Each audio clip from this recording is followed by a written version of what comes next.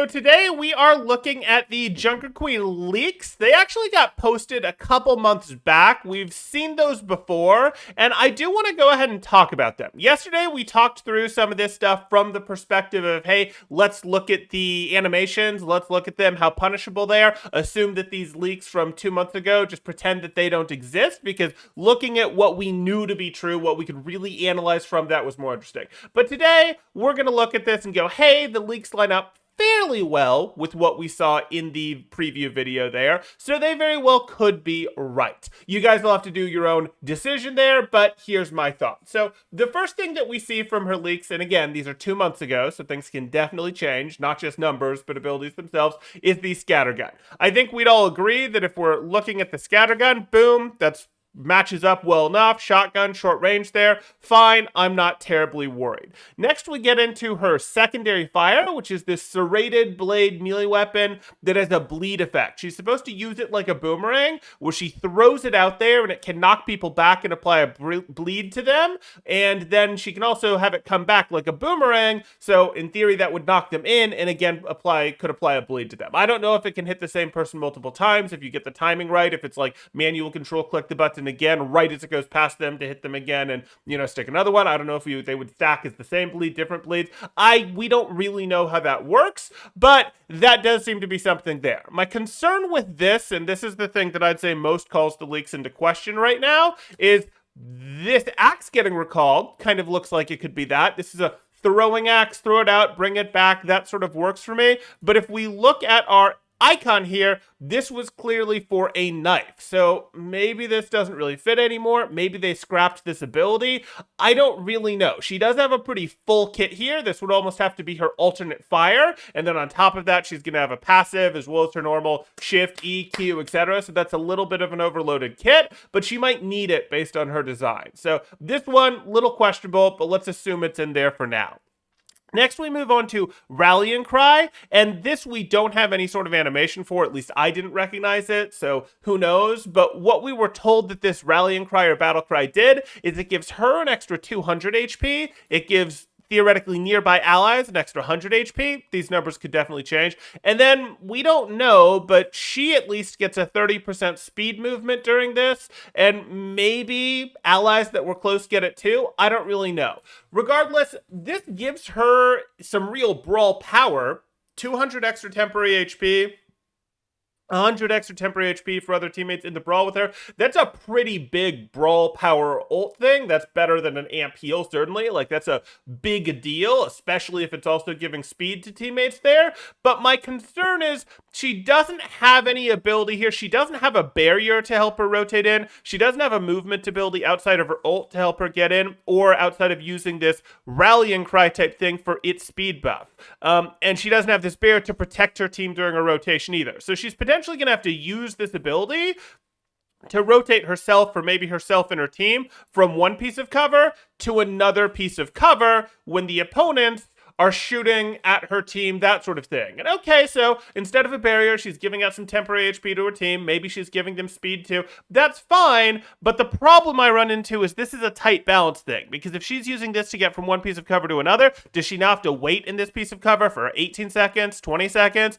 Or is this a much shorter cooldown where she has to wait here like 6 seconds? Well, if it's a much shorter cooldown where she has to wait here for like 6 seconds, because she won't be able to toggle this on and off like a Rhine Shield, well, now she's in a situation where if the off time is that low, the downtime between rallying cries is that low, would be able to use it multiple times in an actual brawl, and that would be powerful. So is rotating going to be a problem for her, or is the fight itself going to be, whoa, that's a lot of power that we're looking at there? I'm kind of curious. This would be one of my concerns with her design right here. But you know what? Maybe it's not much different than a Winston jumping in there going, hey, I'm going to deploy my bubble to help my team rotate, and then my team's just going to have to wait before we can go in again there. But, certainly different than the Rhine Shield or the DM, which you can just use ticks of to get your team in there. Fine.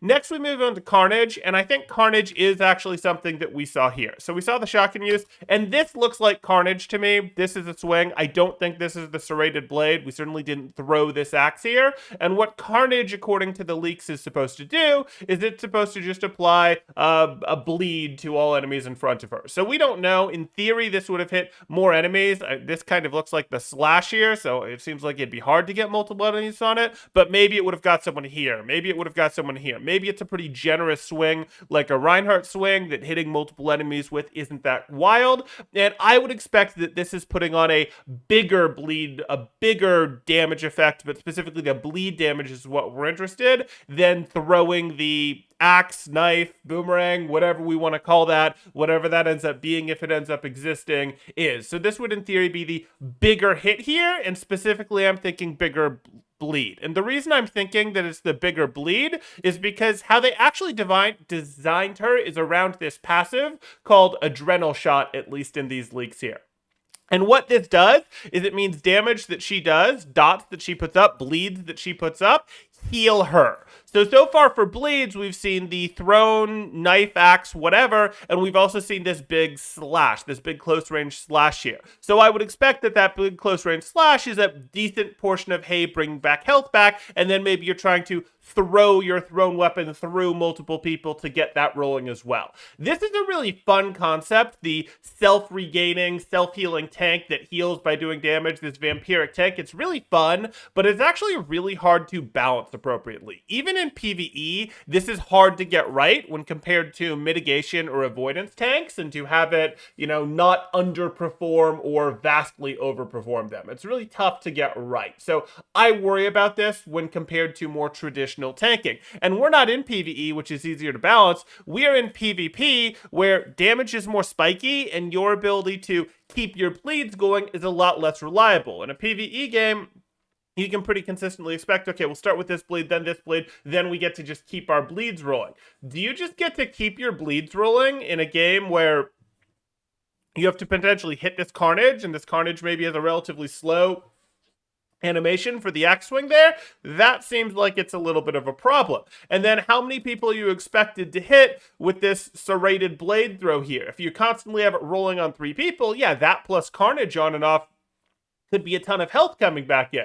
On the other hand, if you are only hitting 1 person with this, that's not very much, and it's probably not giving you very much. And what is the game balancing around the expected bleed juggling to look like? And again, this is a PvP game, not a PvE game. You can't just trust that opponents are going to give you someone to go make bleed for health again then. So I'm a little bit worried about this as a tanking concept. And that brings us to the last ability, the ultimate, Rampage as it's being called here. And this is fine. This, again, I don't like how vulnerable it's leaving her during this wind-up, but what this is supposed to do is apply a situation where we're putting bleeds on the opponents that it hits. I assume those bleeds will be pretty meaningful, so she'll get back a fair amount of health, so maybe that fixes the vulnerability issue, as long as she actually gets 2 people, doesn't get destroyed at the very beginning of it.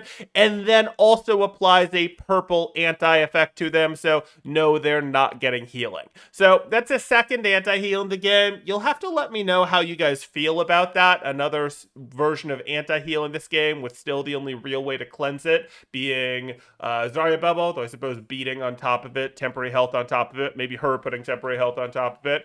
Maybe that'll work as well. So yeah, we're looking at that. That's her last ability.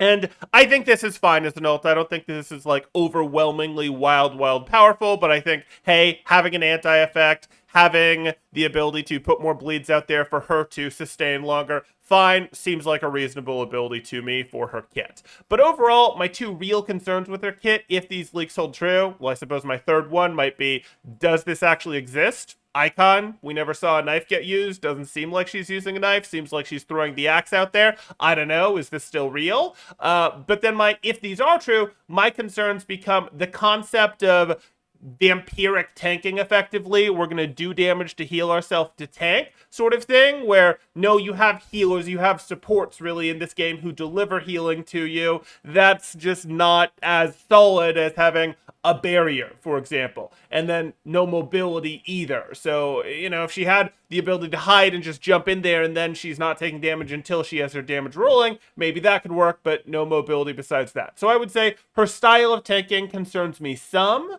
And then I would say my other concern is going to be in this world of how is she helping her team really with the rotations, with that sort of thing, and is tying too much to this rallying cry where you both want it for the brawl itself and you sort of want it to rotate. Again, she doesn't have great mobility outside of using this, and you know, this won't let her go vertical or anything, and she's in a situation where she also needs this in the fight itself for the health spike to her teammates, to her, that sort of thing. So I think it's going to be tough to get the numbers in terms of uptime versus downtime and cooldown length balanced correctly on this. But what do you guys think? Do you look at this and go, yeah, I think the video basically confirms these leaks here? Do you have questions marks about this serrated blade thing like I do? Do you look at this and say, I don't know about a life regen tank, it seems really cool, but against better players, like, you're just not going to be able to get enough bleeds going, and you'd much rather be able to temporary stop damage for just a moment while your supports get you back up? Or do you go, hey, this is the absolute coolest thing ever and it's going to be a lot of fun?